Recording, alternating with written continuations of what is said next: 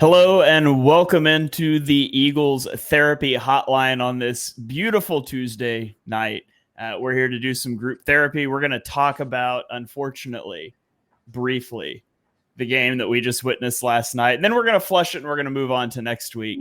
Welcome into the Birds of the Round Table. I can't do my traditional on this Victory Tuesday because the Eagles somehow managed to snatch defeat from the jaws of victory. But we're going to talk about it anyways. Joined by the crew, as always, at Dibes. Give him a follow on Twitter at Mr. Crockpot. Dibes, how are you doing tonight? It's a struggle. The show must continue. I know we're all here. Shane and I were on post game. It was a long day of work, but the grind continues. I'm hitting the panic button, guys, and we're going to talk about it. All right. Also joined by Ryan Reese. Give him a follow on Twitter at Philly Sports PSA. Ryan, how are you doing? Tired. Many ways. Physically, mentally, emotionally. Tired. All right. And also joined by David. Give him a follow at PHL Eagle News. David, how are you doing? I'm doing good, man. I think I'm a little more optimistic than everyone else. I feel fine.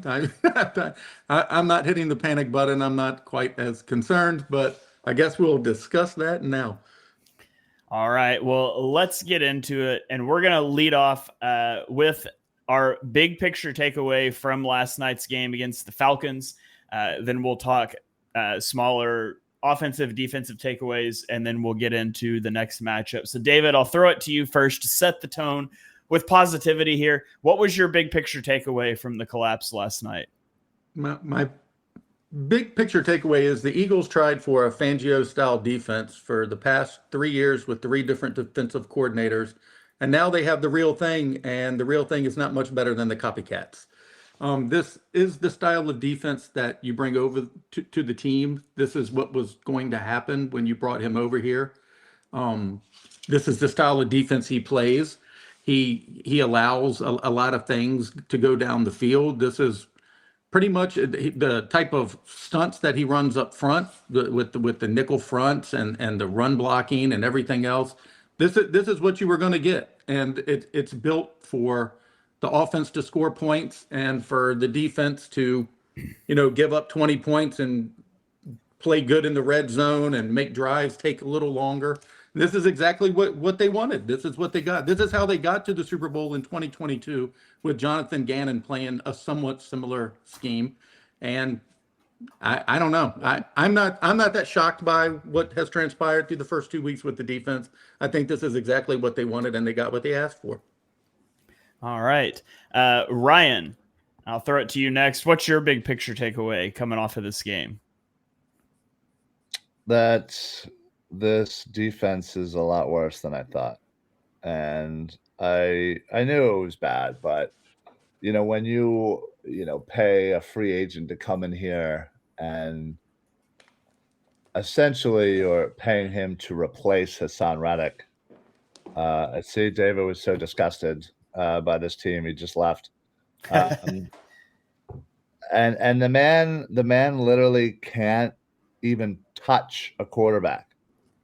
And we already know he's not good in the run game. So that's not great. This offense is a little confusing. It seems at times that they can't be stopped, and then at times they trip over their own feet. And again, I know it's week 2. And I'm not hitting the panic button. I'm just, again, these are the games that good teams find a way to win. And they didn't. They let it slip. And they did some, there was dumb coaching decisions, but this isn't on Nick.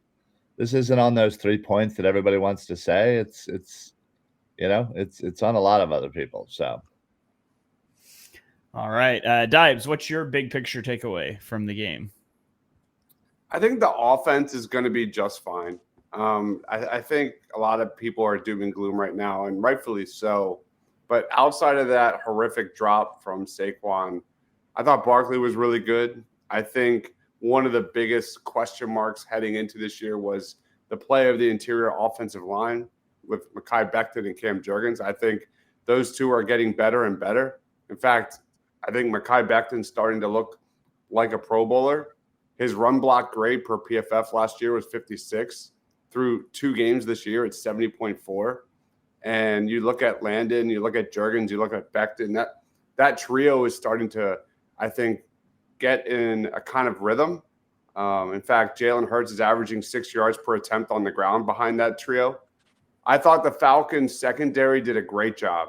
I thought Hurts was pretty good overall, like a solid B+. I thought we got to see Jalen kind of utilize the middle of the field for the first time in what feels like forever. Jalen only had 2 turnover-worthy plays last night. He had 4 in week 1. Gotta love that. And I thought Hurts was okay against the blitz. So overall, I liked a lot of what I saw from the Eagles' ground game with Saquon, the offensive line. It just slipped away from them at the end. And that's coaching, that's players, it's everything. And it's a hard pill to swallow here the night after a game like that. This one's going to hurt them, week 17 when we look back. Yeah, for sure. You mentioned throwing over the middle of the field. Jalen Hurts was 11 of 11 passing, targeting the middle of the field with 1 touchdown. And did you say 11 of 11? 11 of 11 middle of the field between the numbers. So, that's crazy. Technically that's not like between the hashes, but yeah, between the numbers, Jalen Hurts was 11 of 11 passing, 1 touchdown. If I can do the math quickly in my head here, 104 yards and a touchdown on 11 of 11 throwing over the middle. So, I'm going to give a big picture takeaway. I normally just kind of play host on this part, but I haven't got to record with Johnny yet. And so I'm going to talk for a second here too. My big picture takeaway from this game is that football is a game of inches. And when you walk on that razor's edge of every single game coming down to the wire, you end up with stupid losses like this. I mean, we're coming up on a calendar year since the last time the Eagles won a football game by more than a possession. A calendar year. Eventually, well, not eventually, because they've lost, 7 of their last 9 games. Those chickens come home to roost, and you cannot consistently play in close games. There's a reason that people, when they forecast win totals, they look at what your record was in 1-possession games last year, and they expect that to regress to the mean. You cannot consistently rely on winning games in that fashion. And you look at the things in this game that could have made it not a close game. I mean, you settle for the field goal after Hurts throws that ball to Devontae Smith at the goal line. It was open. Hurts doesn't get it quite out in front. It allows Jesse Bates to make a play on it. You would still like Devontae Smith to bring that in. That's 4 points off the board. Saquon dropping a pass. You have 9 penalty flags. You don't touch the quarterback for nearly the entire game. Like, all that stuff adds up. And, at the end of the day, when you want to play these 3-point games, these 6-point games, because you just don't go dominate anyone anymore, it's been a calendar year, you're going to lose games like this. And you can't live on that edge. The Eagles have got to figure it out. We did the whole, hey, the Eagles are 10-1. It doesn't look right, but they're 10-1. Just win, baby thing last year. That's where we're at. That's where we'd still be at. We could spin it more positive tonight if the Eagles were 2-0. But at the end of the day, you would still be sitting here saying, man, back-to-back 1-score games. Why can the Eagles not just put it on somebody? I think the biggest thing with last night is that there were so many 2023 vibes with the way it went down. The PTSD of last year's collapse was in full effect last night during postgame, and it has trickled into today. So I think everyone's kind of feeling that hangover from 2023, and it's brutal. A lot of us were really not a fan of Vic Fangio's defense. That philosophy, man, I have major concerns. And why I said I'm hitting the panic button, it's the pass rush. You spend so many assets there, and you've got a guy in Vic Fangio that's supposed to know what he's doing back there. Never made an adjustment. Continue to go with a 4-man pass rush. And you look at the personnel, there were so many missed tackles. CJ Gardner-Johnson, 2 missed tackles. Zach Bond had 2. Darius Slay and Reed Blankenship had 3 missed tackles apiece. The tackling was horrible. No simulated pressures, no creativity, nothing. Nothing. Like, it's just 2023 again, where we're watching this team and we're on halftime live. Me and Shane were like, what we need to see the Eagles do and adjust. We didn't see any of it. So that PTSD of 2023 is real, man.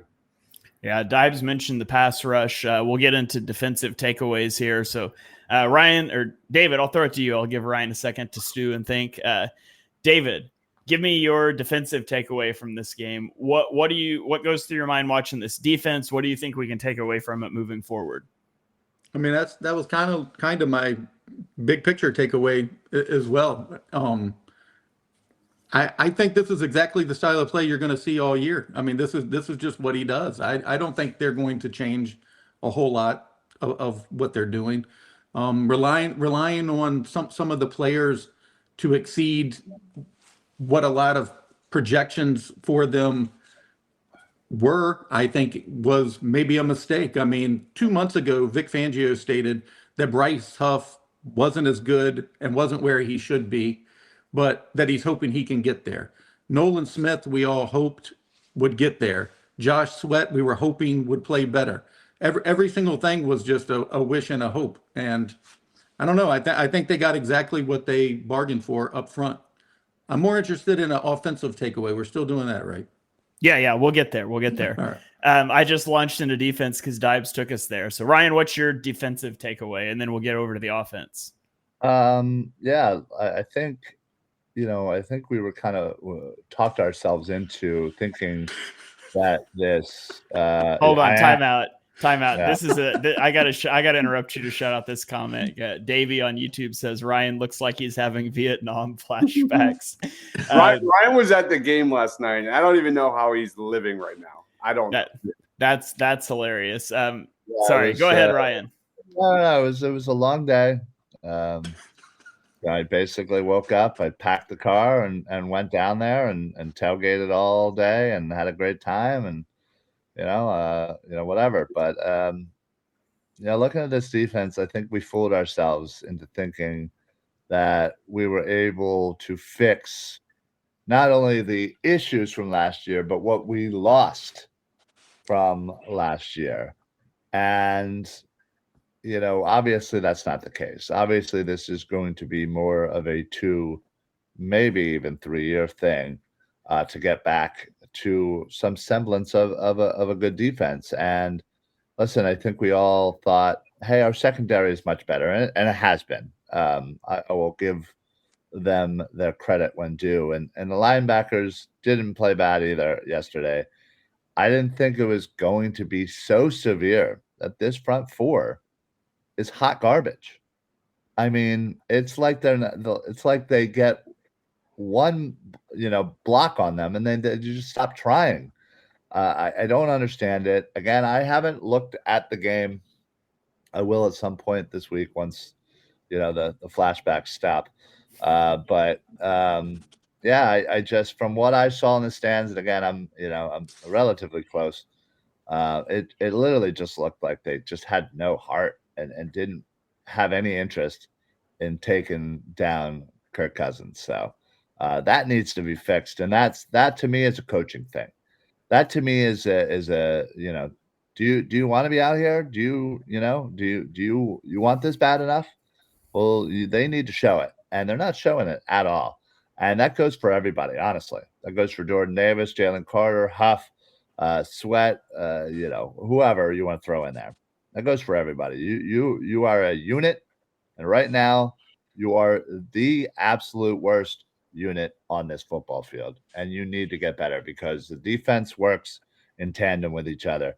The front needs to get to the quarterback so that way the defensive backs have an extra second to do this, and vice versa. And the linebackers, it all works together. And when one part is completely out of whack, the defense can't work. They have a new defensive line coach in Clint Hurt as well, who's like a Fangio disciple. And I, I think that's part of the problem as well. And I said it before the season started, losing Kelsey was bad, but losing Fletcher Cox might be worse. And I think you're seeing some of the disciplinary issues. Jalen Hurts had to miss not Jalen Carter had to miss Yeah. the initial series of the game. I think you're seeing some immaturity because of there are not some of the veteran leaderships in that defensive tackle room. Yeah. I'll shout out positive from the defense because we're way too negative. The chat vibe here, we're gonna bum the chat out. People are gonna turn off the podcast. Quinyon Mitchell. Now, the last drive for Quinyon Mitchell was rough, and I think and he owned that. He said that that first one he didn't carry the guy far enough vertical to read Blankenship, and there was a miscommunication between he and Blankenship later on that drive. I believe those are the only 2 receptions he allowed in the game. And, it's a rookie in his second game in a no-huddle situation where he's just having to react. He doesn't get a brief break between plays to think. It's understandable. I thought he played really well up until that last drive. That pass breakup he had early in the game on a 3rd and 5 was just teach tape for playing off coverage and click and close on make a play at the sticks. So I think the Eagles have a really good young cornerback in Quinyon Mitchell. And I think that's really exciting. So it's a huge bummer that the pass rush stunk and that the defense blows that game and how everything transpired. I do think Eagles fans can and should be very excited about Quinyon Mitchell because through 2 games, I've seen nothing to change my view that he was CB1 in the draft, and it's insane that he fell out of the top 10. So I'll continue to stand for Quinyon Mitchell until he proves me wrong. Now let's get Keely Ringo out there a little bit too, but that's a different point. Let's launch over into the offensive side of the ball. And David, I'll throw it over to you here first. What do you think about the offense when you're watching this game? For the most part, I liked it. I mean, I thought Jalen Hurts was his demise as a rusher was grossly exaggerated. I think he looked very mobile, very, very good. His desperation interception to end the game doesn't really concern me that much. I'm more concerned with them not finishing off drives with touchdowns, getting to the red zone and not scoring a touchdown. But my biggest takeaway from the offense was the play of the night that everybody wants to second guess, which was that gamble on 3rd down with less than 2 minutes left. JFK once stated, "Victory has 1,000 fathers and defeat is an orphan." And he said that for a reason, because that play call was not that bad of a play call. In fact, I think it was a good play call. Saquon makes that catch 95, if not more, out of 100 times. The play also has a built-in mechanism for Hurts to kneel and take the sack if Saquon is not wide open, which he was. And we just sat here and just destroyed the defense for the way they performed all night. I would much rather rely on the offense getting a game-winning catch or a touchdown, 1st down there, than relying on the defense to preserve it. So that's my big takeaway from the entire offense on the night. All right. I disagree with that, but I won't argue with you on the podcast here. But yeah, I'll talk offensively though. I mean, I saw a lot of blame being put on like Jalen Hurts right after the game, and I just think that's crazy. Agreed. There were moments in this game where Jalen Hurts was the only thing that worked about the offense. And if you remove a desperation interception, which again, I understand, that's not a throw that he should make. He's getting hit. He can't throw it away. He's in the pocket. Maybe you should just take the sack probably and call the timeout. Maybe you get to a check down. You don't want that interception. The odds of getting into field goal range with 34 seconds is not that great.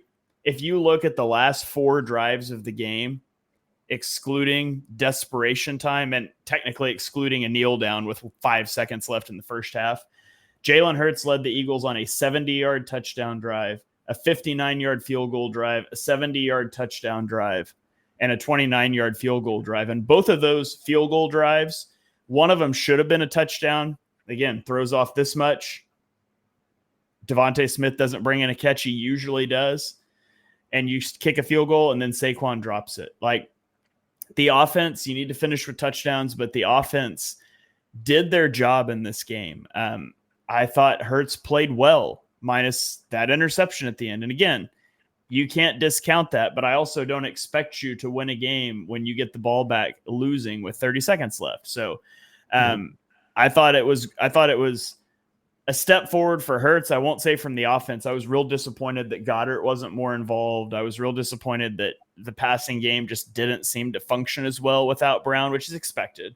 But I really thought we would see a little more from Jahan Dotson, see a little more from Dallas Goedert, and that didn't come to fruition. That's the thing I would be disappointed about offensively.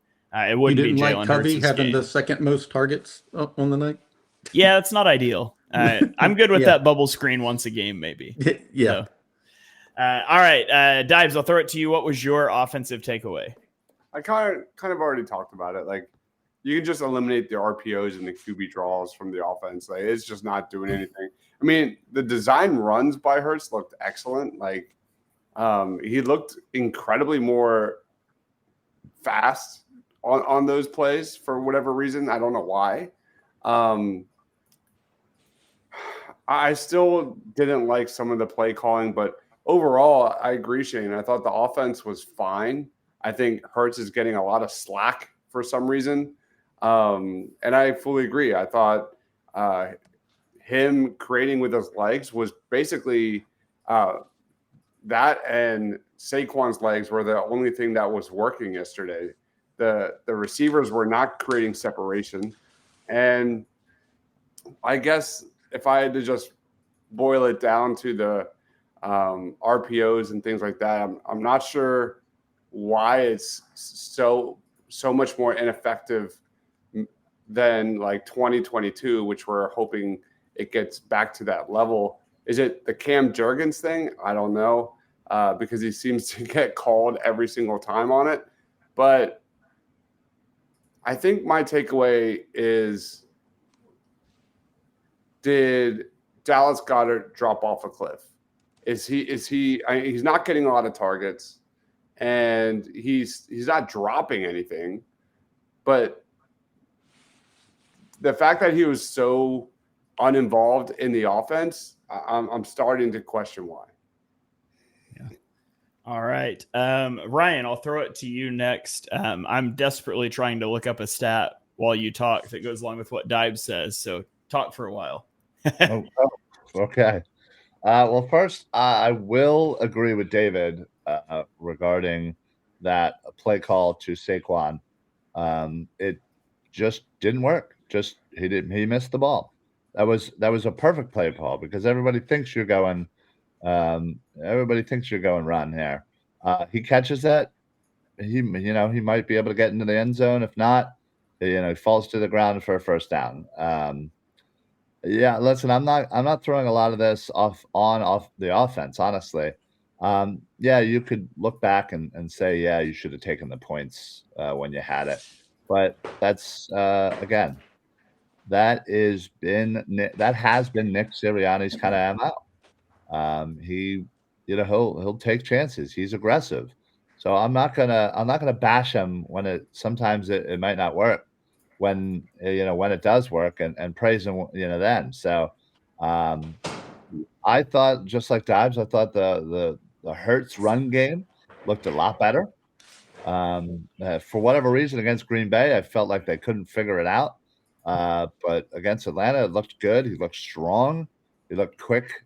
There were a lot of plays where he just bullied through people for first downs. As far as the targets, yeah, not gonna lie, Britton Covey thing kind of ticked me off. You have a guy who, let's be honest, has really never seen the actual football field on the offense for the most part. And he's, pretty much almost leading your team in targets. There's no way he should have more targets than Dallas Goedert. And Dives, I've kind of been saying it, that I don't think he's been that great. To be honest, I think we just completely overhyped Dallas Goedert because of game or two, or maybe this ability, that ability, but he can't ever put it together for a season. I mean, the man doesn't have more than 820, 830 yards in a season. And outside of that, he has one other 700 plus year season. So I don't think he fell off a cliff. I just think he was born already in the gully. So I've never been that big of a fan of his. But yeah, the Jahan Dotson thing is also very strange. The simple fact that you went to him almost one of the first plays, and you didn't even go to him and even look his way the rest of the game. So, oh wow. But yeah, I feel like Covey is slowly turning into my Kenny Gainwell. Where I'm like, why does this man have the ball? Like, stop it! Like these aren't real NFL players. I disagree with them. Be special team. Go return my kicks. That's about all you're good for. I'm fine with giving him a touch or two a game because in open space he can make some stuff happen. Okay, but I thought it was too much. 5, 6, 7 targets. No, thank you. I think Kellen Moore's using him in the Cole Beasley role, and I think I didn't go to all the camps, but I went to a couple of them, and the hierarchy in which you're seeing the targets in the game is exactly how they were practiced. A.J. Brown was 1, Devontae Smith was 2, Britton Covey was 3. So I'm not that stunned by this. I think that he is put into that offense intentionally. And it's that Cole Beasley role or whatever you want to say that Kellen Moore has comfortable with, calling. But I think it is 100% intentional. And I'd also like to say Saquon Barkley was the best player on the field last night. I don't like Cole Beasley either. Me neither. So okay. There you go. Here's my stat. Dives was talking about the RPOs. The Eagles have thrown 9 RPO passes this year. 4 were negated by ineligible man downfield penalties. And on the remaining 5, they're 2 of 5 for 10 yards. So 9 play calls for negative 10 yards overall. Remember how good that was though with like Goddard and RPO and like in 2022, like that was one of before they started actually calling ineligible man downfield. It was nice when they let you break the rules in 2022. They don't do that anymore. So also, that's league wide now too. I hate that rule. It is the dumbest rule. Like, oh no, one of our fat guys went a couple feet forward. Like, who cares? Is he gonna fight? No, who cares? Yeah. All right, let's keep rolling here because we spent way too much time already. Do we need to assign player of the games for this, or should we just skip to matchups to watch? Matchups. All right. Well, let's jump into, since we spent so much time there, we'll just skip right into our top matchups to watch. So the Eagles, they're going to go play I almost said the St. Louis Rams, the New Orleans Saints on Sunday. First true road game, I guess you could say. Obviously, this is the international neutral field game, but it's not a great spot. The Rams, goodness. The Saints are on fire to start the year. We kind of waved our hands and said, after they annihilated the Panthers, but then they did the same thing to the Cowboys. So they have a plus 62 point differential through 2 games. The Eagles are going to play at the Superdome on a short week, coming off of this loss. So it's a big spot for the Eagles. It's a rough spot for the Eagles. Dives, what is your top matchup to watch in this one? Top matchup to watch. I mean, it's everything we just talked about. It's got to be the Eagles pass rush versus Derek Carr and the Saints offensive line. You look at Derek Carr as a guy that only dropped back 18 times in week 2, but was unstoppable. 12 of 17, 250 yards, 2 touchdowns, a pick. On passes 10 yards or more, 5 of 6, 158 yards and a touchdown. This is an offense that's been absolutely electric through 2 games. They have an effective zone run game. They attack the middle of the field, unlike the Eagles of years. They utilize motion. They're not afraid to attack downfield.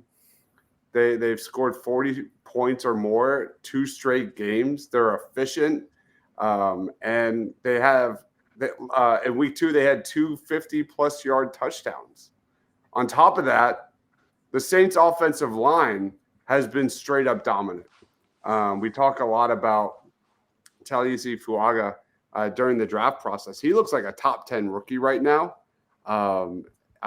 He is 9th best in the league among tackles with a 96% pass block win rate. You look at their center, Eric McCoy.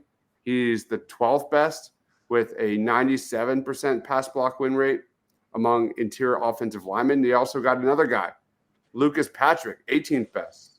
This is an offensive line that's 9th best in pass block win rate overall and 2nd best in run block win rate. So if you think the Eagles had their hands full with the Atlanta Falcons offensive line, you got another thing coming. The Saints offensive line is playing probably better, and they're more efficient, way more efficient than the Atlanta Falcons and Kirk Cousins. So that's got to be it. The pass rush finally showing some signs of life against a pass-protecting offensive line and a quarterback that's not afraid to let it rip. We got a comment here from YouTube. Travis says the matchup to watch is Bryce Huff versus whoever the Saints backup tight end is. Also, guys, I hate to tell you all, but we're doomed because Q is in the chat here, and Q always picks the other team to win. That's and true. He does this reverse psychology thing, and he says Miami was supposed to blow us out, and we beat them last year, and then in all caps, we're beating the Saints. And Quentin, you're breaking from tradition here. I don't know. Maybe he's just trying to shock the system here and get it going. But on your point, Dives, Derek Carr's only been pressured this year on 23.8% of his dropbacks. That's the lowest rate in his career since 2018. The Saints have also used play action on 45% of their dropbacks. And so I think you're going to see a lot of running. You're going to see a lot of play action. My matchup to watch is along the same line, so I'll cover it. It's the Eagles' defensive line against Alvin Kamara. Alvin Kamara is on a heater to start the year. And the Saints' offense has been awesome, but Derek Carr hasn't really been asked to do a lot. I mean, if you go look at their last game, I think he completed like 11 or 12 passes for almost 300 yards. The Cowboys were giving up explosive play after explosive play on play action. And it's paramount the Eagles can slow down this rushing attack. And that takes an entire shift in philosophy from this last game. The Eagles almost exclusively played nickel, and they had their defensive end in wide 9 alignment. So outside where a tight end would be, and just gave huge surface area for outside zone rushing attack. That's got to change. If I was game planning for this game, I would live in 5 down fronts and make Derek Carr shoulder the volume of a passing attack. That's how I would do it. And the plus side is, if they do decide to throw it theoretically with a 5-man front, of course you can always bail somebody out into coverage, but you should get 5 one-on-ones. Jalen Carter doesn't get double teamed every snap like he was last game. Heck, some snaps they double teamed Jalen Carter and Milton Williams, and they just used a tight end to block Josh Sweater, Hassan Reddick, Josh Sweater, Bryce Huff. And so I would get a lot of 5 down fronts out there, really focus on stopping the run and just try to make Carr do it through the air. Maybe he can. Probably he can. But I know for a fact Alvin Kamara will shred the defense if the fronts roll out the same way that they did a week ago. So that's my matchup to watch. It's what I would really like to see the Eagles do. Ryan, I'll throw it to you next. What's your top matchup to watch in this game? Depression. Watch out for it. It's a real deal. Now, I apologize. I just think I don't know. I think our whole defense versus Alvin Kamara. Honestly, I think he just is shown so far this year that he is back to being old Alvin Kamara, and I mean scoring at will. I think more specifically it'll be our linebackers because of the way that Kamara is able to be activated in the passing game, on screens and tiny outs and whatnot. That's where he shines. He could catch a ball 5 yards into the backfield and boom, boom, boom, he's 50 yards up the field in a blink of an eye. And our linebackers need to be very aware of that. In fact, I'd be perfectly fine with them just solely focusing on where's Alvin Kamara. The rest, figure it out. But yeah, I don't know. I would also like to say that the NFL is weird, and this definitely is one of those times where I couldn't agree with Q more. And I just have a weird feeling we're going to come and win ugly. But that's just me. Yeah, I mean, I will say, if you manage to go on the road and win ugly on a short week against a team that's hot without your number one receiver, we could be pretty happy about that. So Sure. Hopefully you're right on that one. David, what's your top matchup to watch here? I'm getting a little bit ahead of the show with saying I agree with Quentin. I do think the Eagles are going to beat the Saints, but they're going to have to do it with their offense. As Shane mentioned, the Eagles are not likely to get to Carr often. They are also not likely to stop the Saints' rushing attack. The Saints have rushed for 370 yards in the first two games, and the Eagles have given up 315. That is not a recipe for success right there. But what the Eagles are built to do is they're supposed to be an offensive juggernaut.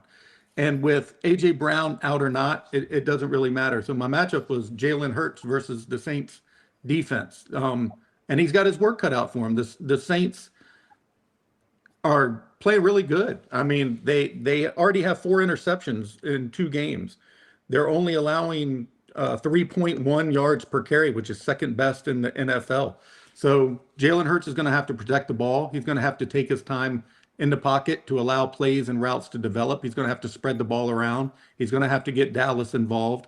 And he's going to have to run like he did versus the Falcons when there isn't a play to be made via, the air. So I think this is the kind of game that he shows the NFL that he can win a game instead of just manage a game. Long drives, smart play calling from Kellen Moore that I think was there for some of the game, not all of it last night. But 21 points for this offense is not acceptable. And I think they will exceed that next Sunday at 1 p.m. At your job, do you ever have to deal with a nose roller? How about a snub pulley? Well, if you're installing a new conveyor belt system, dealing with the different components can sound like you're speaking a foreign language. Luckily, you've got a team ready to help. Grainger's technical product specialists are fluent in maintenance, repair, and operations. So whenever you want to talk shop, just reach out.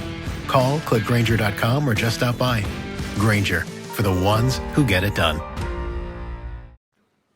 We have a comment real quick that Derek Carr is one of the worst quarterbacks under pressure. I do want to make a note that Derek Carr this season, when he's under pressure and when blitzed, he's 16 of 22 with a 70% completion percentage, 4 touchdowns, an interception, and a QB rating of about 140. So I don't know about Derek Carr of years past, but it's not it. All right, let's get into our picks of the week. We're going to start off with our player of the game prediction. For our player of the game prediction, it is not scored because we all picked somebody different just to give us different guys to talk about. And then we'll do all our prop bets and stuff that is scored. So Dives, click back over to tab 2 there. How did our scores shake out? How are we doing overall? It looks like Rob got player of the game. I gave it to Hurts. Is there any disagreement with that? No, not for me, but we're not scoring player of the game. So I thought we did. No, because we all have to pick somebody different. Okay. For it. So it looks like Rob got 5 of the prop bets. Dives got 6 of the prop bets. Ryan hit on 2. I only hit on 1. Wow. And David hit on 2. And so Dives is out to a lead. He's got 12, and then the rest of us are at 9 or 8. So let's get into the week 3 picks here. We'll start with player of the game. Dives, I'll give it to you first. Who's your player of the game prediction for the Saints game? Jesus Christ. I feel like He's a good guess. Great.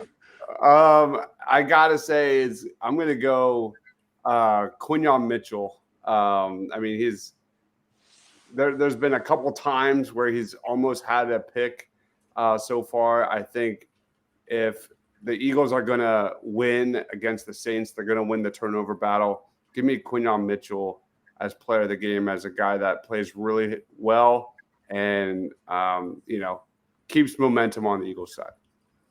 All right, so Quinyon Mitchell for Dives. Ryan, who do you have for player of the game? I'm going to go Saquon. I thought he had a pretty decent game last week, I should say. I think he finds the end zone. So, all right, Saquon Barkley is the pick for Ryan. Dives, who do you have for player of the game? I already did mine. I did Quinyon. Sorry, I meant David. There's a D. There's two Ds. Yeah, David. Sorry, David. Who do you have for player of the game? Jalen Hurts. Smart. For every reason I just stated. All right. I will take Alvin Kamara.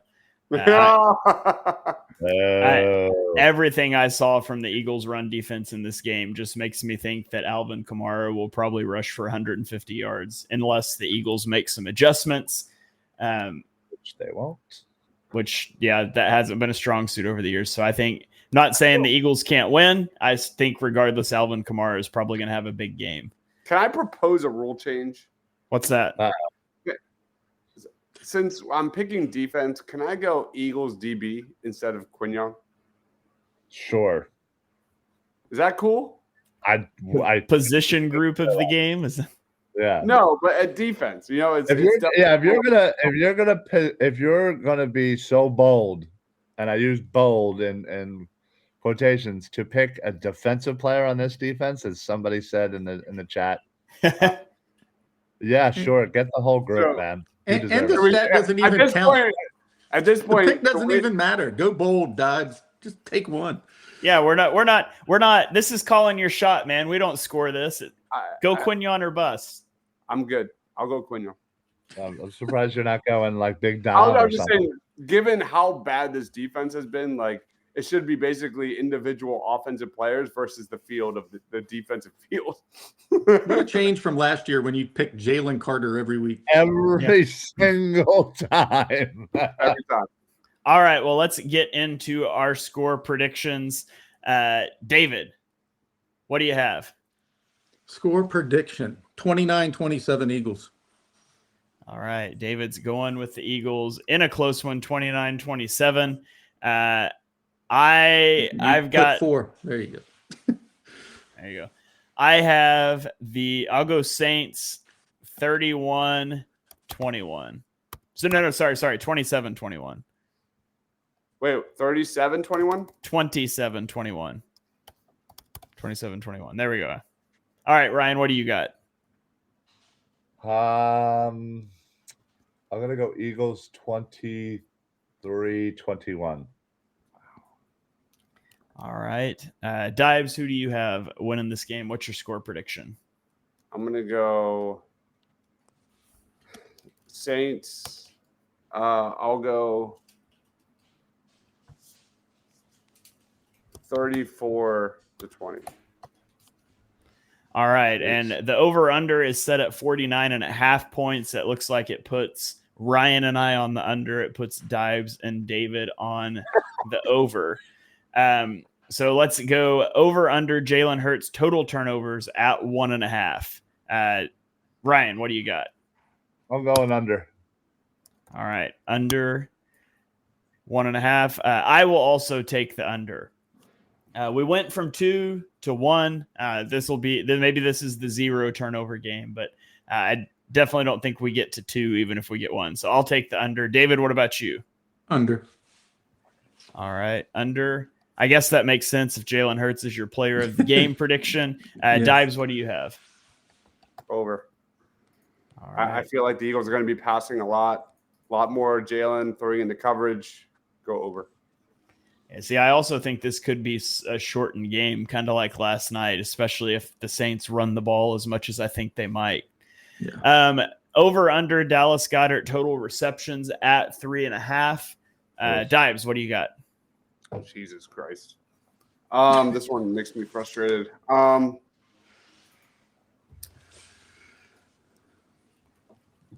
going to go slight over. All right. Ryan, over or under? I'm gonna go under. He sucks.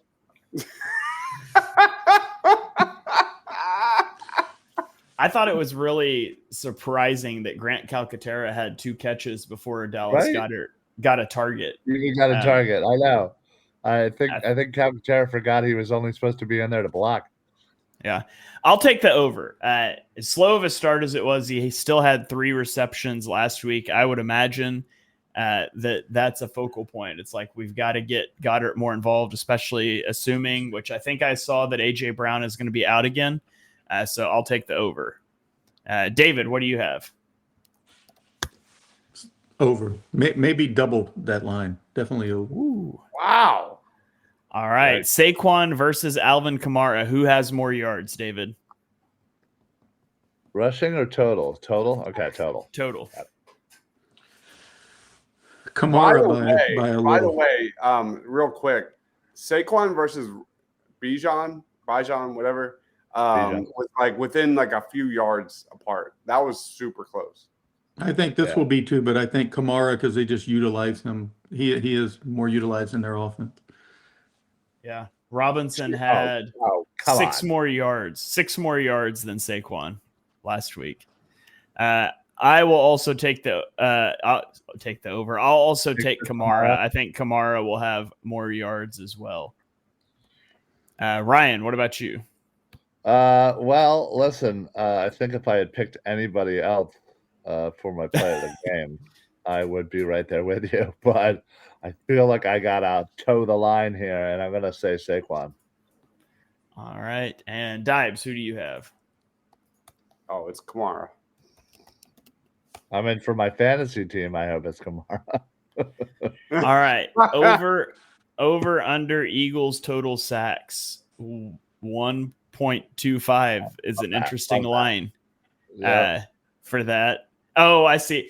Okay, yeah, I see what you did because we did quarter sacks for individual players because a player could get a half sack. That makes sense.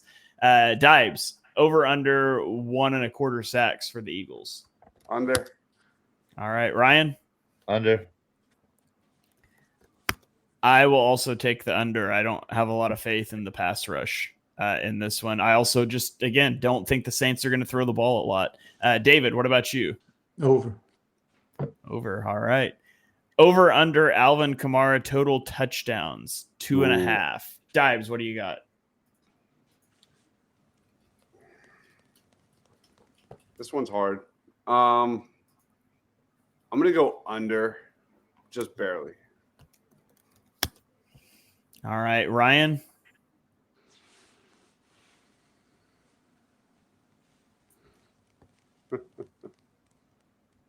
Ryan, even our man Anthony's saying Ryan looks so defeated. I know. Ryan, you got over under.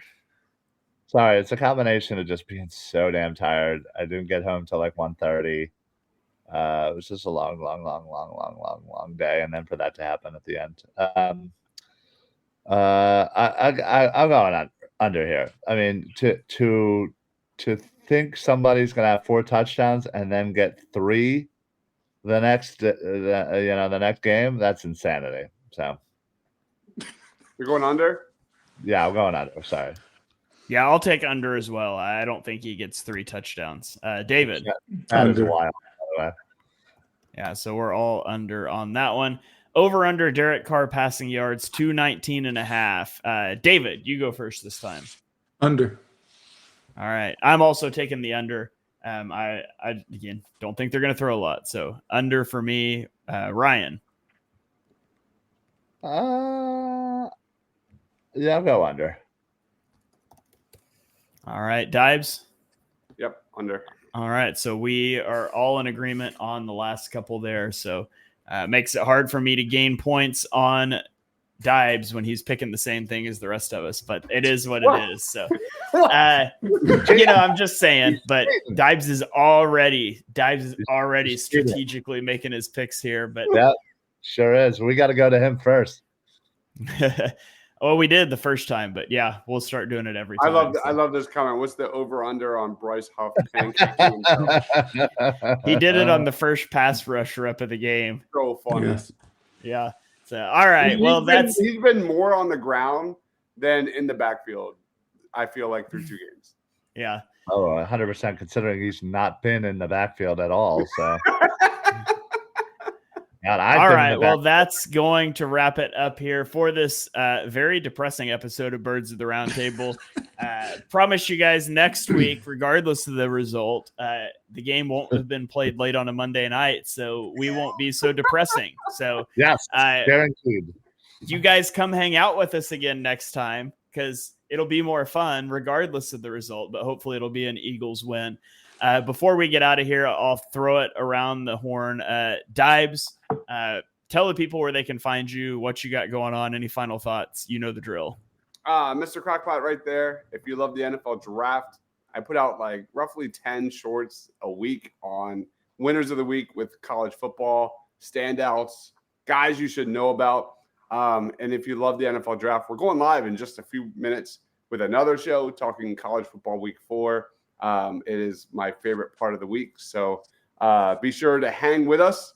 We'll be going live in a different live stream. So thank you, everyone, for commenting. The comments were awesome. And I appreciate the therapy session, fellas. All right. Ryan, plug your stuff, man. What you got going on? Yeah. You can follow me right here as you just took it away. We got a comment here that says you can find Ryan at your nearest bar talking to his therapist, or you can find him on Twitter at Philly Sports PSA. Either one, or that. And I am currently looking for new therapists, although I don't have one currently. But anyway, Mondays. Normally, Mondays instead of tailgating all day, I normally do Football Smack Talk show at 6:00. On EOP, and then Party on Broad with this guy at 9:00. But yeah, can't wait for Armchair Scouts coming up right next. And then, of course, on Sundays, again with this guy, I swear I just can't get rid of him. We talk more college football. It's absolutely great. I love talking nothing but football. It's amazing. And also, I would like to shout out the chat. You guys were really funny. I don't think I smiled all day, so I appreciate it. Even though you guys are wildly crazy and just all that. So, our fans are the best, man. They are the best. Yeah. By the way, I love Brian jumping on the Cam Ward train, man. All aboard. All right, David, plug your stuff, man. Tell the people where they can find you. The Zach Bond comments we just got are the exact reason I went over on the sacks, because I do think he will get 1 or 2 sacks in this game. You can find everything I write at PHL Eagle News, everything I post. And to end on a more positive note, the Niners, the Cowboys, the Lions, and the Eagles all lost. The NFL is difficult. There is a lot of competition. It's just not going to be like it was, that where teams just dominate over and over and over. They're not that many Patrick Mahomes and Andy Reid combinations in the league, man. There's a lot of parity, and the sky is not falling. They're 1-1. They had a bad week.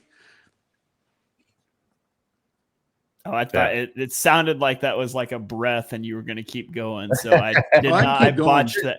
I botched to like stand on his chair and do that. Yeah, speech. I botched that transition, and that's my bad. But yeah, I mean, it could be a lot worse. As Anthony, Anthony's right here. The NFL is weird. It always is weird. One team will get blown out, and then the next week they'll get blown out. Like it's yin and yang, fellas. Yin and yang. It's funny. Like big picture wise, I think the Eagles offensive line is going to be great. Agreed. On the other side, it's just the Eagles' pass rush and the defensive line. I on one end with the O-line, I am ecstatic. I can't wait with Mekhi Becton, and I think he's going to be a Pro Bowler. And on the other end, like, this could be one of the worst pass rushes in football. History. I think you might We be. were ending positive, Ryan. Good. I think you might be going a Sorry. little too far. Somebody mute Ryan's mic for me here, and I'll get us out of here. Yeah, thank you guys all for joining in the show, hanging out in the chat. We enjoy hanging out with you guys each and every week, regardless of the result of the game. It's fun to hang out in the chat. So kudos to you guys for jumping in here tonight. Follow all of these guys on Twitter. Make sure you're subscribed to the Eagles Pinpool Network. We got lots of stuff coming out for you guys. I wrote an article that I published on Twitter today titled Third Down Decision Making and Fourth Down Aggressiveness, where I lay out the case that the Eagles mismanaged the end of game situation and go into the analytics behind it, and even all the way back to the decision to go for it early in the game. I think it was on the second drive, which resulted in a turnover and downs. How it's just an inconsistent approach where the Eagles are trying to ride the fence between aggression and conservative, and that's the worst possible place that you can be. It's better to pick a side. So if you're confused with all of this stuff and why David says, man, that was the right decision, and why I say, no, that was a bad decision, go read it. I think I lay out a case there. You'll at least understand my side without me dragging the whole showdown with it, but go check that out. And while you're there, just click that follow button on Twitter, and it'll help us all out. So we're going to get out of here. We'll catch you guys next week for another episode. Dare I say, a victory edition of Birds of the Round Table. Go Birds.